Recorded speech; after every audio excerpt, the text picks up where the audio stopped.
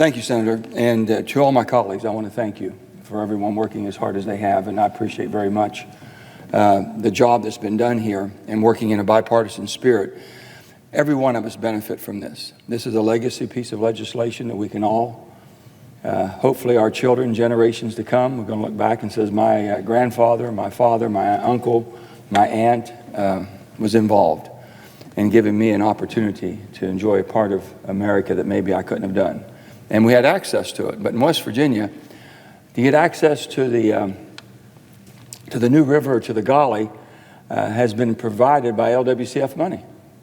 The park system that we have, and people come to visit, and we have hundreds of thousands of visitors every year, is done because of the Restore Our Parks and people being able to come. I told them just about 4 or 5 months ago, I took my family, we were in Hawaii, and when senators and Congress people go into Hawaii on a Codell, we usually don't see what the visitors see down. They don't take us to the visitor center. Well, this time I had gone as a normal visitor, and I walked in, I was appalled at what I saw. It was the maps were falling off the wall. The lights weren't working. It was atrocious. And I had a meeting with the staff right then there. I came back, and at that time, David Bernhardt and Rob Wallace, we started talking. I said, gentlemen, I said, that's the birthplace, basically defining who we are as a superpower and the hope of the world. And for our veterans to have to come and see that and say this is where it began, something had to be done. So we started right then renovating and fixing up. I think I spent $10 million out of contingency fund. So I know what it takes, and Senator Alexander has led this fight with Senator Warner and others as far as on Restore Our Parks. Teddy Roosevelt will be proud of you, Senator Alexander, what you've done and leading this charge, and all of us working together.